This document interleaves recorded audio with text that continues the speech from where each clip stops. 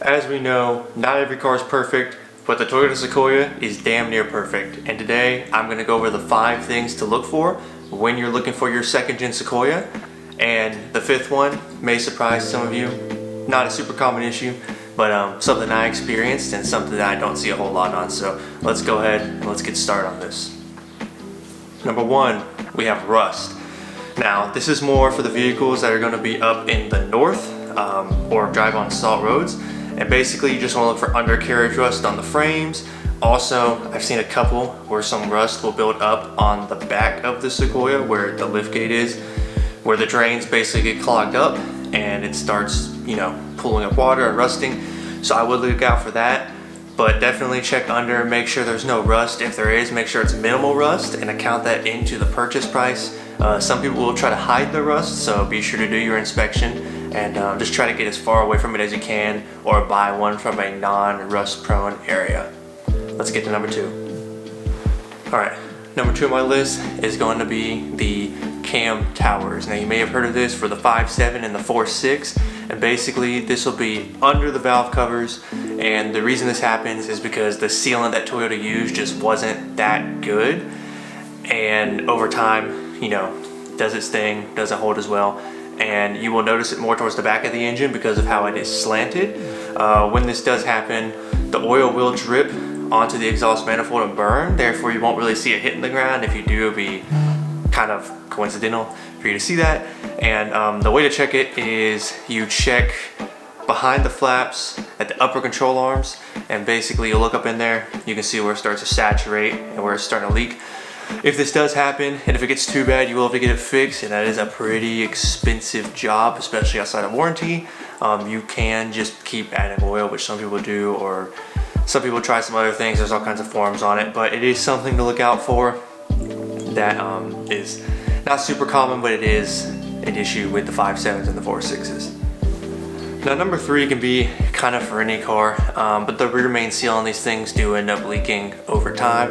That is something to look for. Just look up under the car where the rear main seal is and check it out. Make sure it's not getting saturated right there. If it is, you may have to replace that. Again, you can try some stop leak stuff, but I know not a lot of people prefer that. But it is there, it is an option, and it is something to look for, especially while you're looking for rust. Just look at that too, just knock it out of the way. Obviously look at service history too.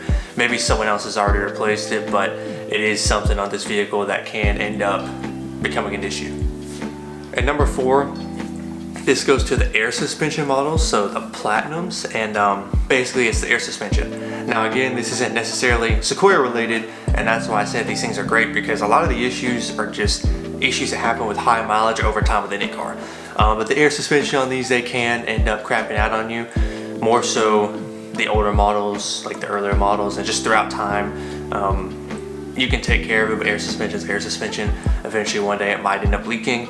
Obviously you can either replace this component with a non-air suspension, just a regular setup, or you can put a new setup in there, but it is kind of expensive. So that's something to check for. Just check for sagging, make sure the whole system works as it's supposed to, or if it's been eliminated, then honestly, in my opinion, that's even better. But some people like the ride quality, so just look out for that whenever you're looking at these.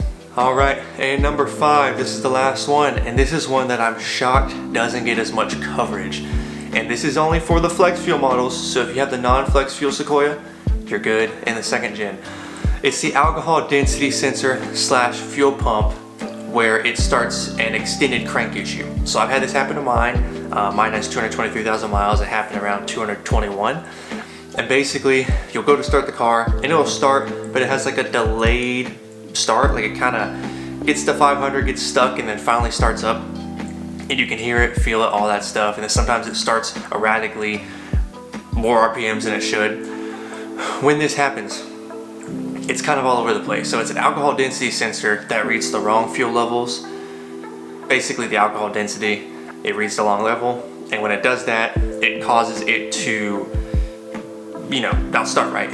And you can either go get this reset by the dealership, by the ECM, which is a bit of a pain in the you-know-what, because I tried and they pretty much refused to reset it, but it's really difficult. Or you can replace the fuel pump, or you could do both, and it's kind of hit or miss. Some people have done both and it did not help. It just helped temporarily. Some people did both and it works.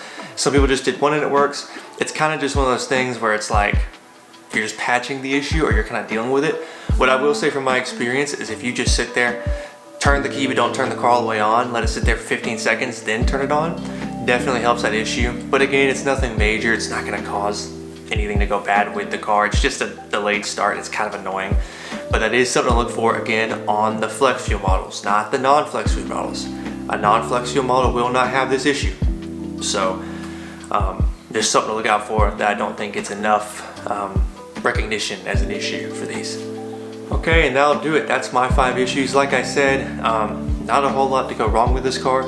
Most of the issues are just high mileage issues, but there are issues that happen and they do cost a little bit of money. But if you look out for these things will run forever. I mean, these engines are in the Tundra, the Land Cruiser, and the Sequoia. Great engine, the 5.7, plenty of power.